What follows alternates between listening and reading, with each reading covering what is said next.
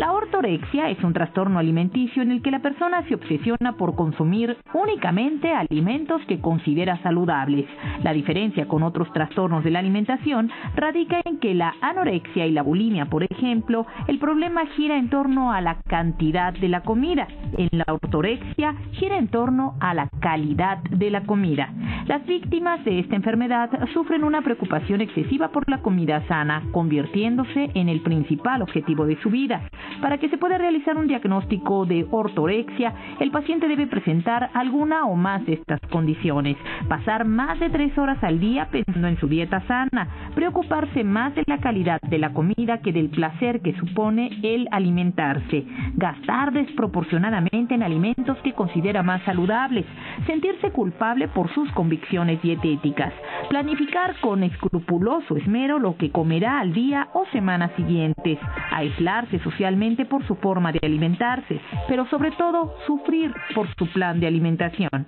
Al igual que otros trastornos de alimentación, la ortorexia se acompaña de sentimientos de culpa, tristeza, inadecuación, rechazo social, dificultades laborales, conflictos con la familia, pareja o amigos, incluso autolesiones o ideas suicidas. Ante estos síntomas y antes de que se agrave la situación, es mejor consultar a un especialista en trastornos de la alimentación, informó Irlanda Maya.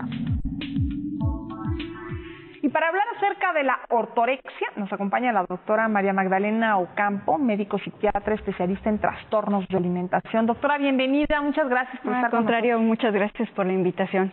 Bienvenida. Para que nos quede claro qué es la ortorexia, vamos a hacer la diferencia entre ortorexia, anorexia y bulimia, por ejemplo. Claro, la anorexia y la bulimia nervosas están descritas como una patología psiquiátrica dentro de patologías de conducta alimentaria. En la anorexia nervosa lo que predomina es el temor a subir de peso. Hay una alteración en la imagen corporal donde, aunque estén terriblemente desnutridas, se ven obesas, le tienen temor a los alimentos. En la bulimia nervosa no hay tanto temor a los alimentos, aquí hay una pérdida de control con los alimentos y esto es lo que condiciona a los atracones, que es una sobreingestión de alimentos, que sería el doble de lo que comería una persona de la misma edad y del mismo género, seguido de purgas, ya sea vómitos o laxantes o el uso de diuréticos. En la ortorexia se caracteriza específicamente por el temor a ciertos alimentos, pero el miedo es en base a que no sean sanos o a que contengan sustancias que les pueden generar algún malestar. El miedo es a la carne, a las grasas o algunos vegetales que han sido cultivados y han sido fumigados con algunos pesticidas o algún veneno, ¿no? Entonces es un temor impresionante. No tiene nada que ver con relación al peso. Está descrito que en los trastornos de conducta alimentaria como la anorexia y la bulimia nervosas, el miedo es a subir de peso. Y en la ortorexia, que aún no está clasificado como un trastorno de conducta alimentaria, el miedo es hacia la calidad de los alimentos. Claro. Entonces en eso se distingue. Ahora, pues quienes nos dedicamos a la difusión en materia de salud, incansablemente repetimos la importancia de comer saludable. Pues que hay que evitar las carnes grasosas, que hay que favorecer los cereales integrales, las frutas, las verduras, y ahora que pues está logrando en cierta persona, pues ahora resulta que tienen ortorexia. Entonces, ¿dónde está ese límite entre lo pues normal, digamos, o saludable mentalmente y lo saludable físicamente? Aquí tenemos que tomar en cuenta que la ortorexia, bueno, primero les decía, no es un diagnóstico como tal todavía, pero se inserta en personalidades muy específicas que comparten rasgos con las de los trastornos alimentarios propiamente dichos. Por ejemplo, en personas que son ya muy obsesivas en sí mismas. El límite está en esto, en que una persona que no cursa con una predisposición a ser obsesiva, es más fácil que pueda llevar una alimentación sana, y digo fácil entre comillas porque cuesta mucho trabajo alimentarse sanamente, pero en una persona que ya tiene una característica especial o una patología psiquiátrica propiamente dicha, es muy fácil que llegue al otro extremo. Hay reportes en la bibliografía que hablan de que algunas personas que han padecido anorexia nervosa pueden recuperarse y después terminar en una ortorexia. No es tan común visto desde el punto de vista clínico, pero está descrito. Pero imagino que son personas que, por ejemplo, van a un restaurante y de repente ven la ensalada y dicen, ching, ¿qué tal si no la desinfectaron? Y entonces ya no se la comen, o a lo mejor tienen muchísima hambre, pero lo que hay piensan que no es saludable y prefieren no comer. O sea, ¿sí puede llegar a pasar ese tipo de situaciones? Por supuesto, y esa es la complicación más grave con estos pacientes o con estas personas, que le tienen tanto temor a ese alimento que prefieren no comer a arriesgarse a consumir algo que puede ser dañino para ellos. Las consecuencias desde el punto de vista médico pues son muy severas. Terminan con síndromes carenciales, con anemia, con algunas patologías que provoca la falta de vitaminas, ¿no? Ahora, si ellos están obsesionados por comer lo saludable, que pues alguien que no logra eso y que quisiera hacerlo finalmente, pues lo ve como algo positivo y lo llega a admirar. Claro que todo extremo sabemos que es malo, pero bueno, finalmente una persona que come lo saludable y es ortoréxica, pues entonces sí buscaría tener ese equilibrio entre la ingesta de nutrientes que su organismo necesita, ¿o no? En teoría debería de ser, pero en la práctica la realidad es que se topan con mucha dificultad para conseguir sus alimentos absolutamente sanos. Es muy costoso llevar a cabo este tipo de alimentación porque buscan aquellos alimentos orgánicos que son exageradamente caros y pierden mucho tiempo en la búsqueda de este tipo de alimentos. Y a lo mejor, no sé, también la desinfección de los alimentos, a lo mejor es demasiado, a lo mejor los cuecen demasiado y pierden también propiedades, ¿no? Por esa obsesión de que no vayan a tener algo que les haga daño, ¿no? Claro. Entonces pierden nutrientes, o sea, porque si tú hierves las verduras, pues a final de cuentas ya no te van a servir, ¿no? Claro, se pierden algunos nutrientes con la cocción. Ese es el problema con ellos y la consecuencia son los síndromes carenciales, precisamente porque evitan muchos alimentos por el temor a estar ingiriendo algo que les pueda generar algún daño. Claro. Nos pregunta Vivi Ramos, si la persona tiene todos los síntomas porque se preocupa por su peso, ¿es ortorexia? No necesariamente. Hay un rasgo característico en las mujeres que es la preocupación por el peso. Esto es normal, es un rasgo. Cuando esto pasa a ser ya algo obsesivo, ahí sí estamos hablando de una patología. Aquí preocuparse por comer de todos los grupos de alimentos en las 3 comidas principales, eso es lo sano, eso no raya en la patología.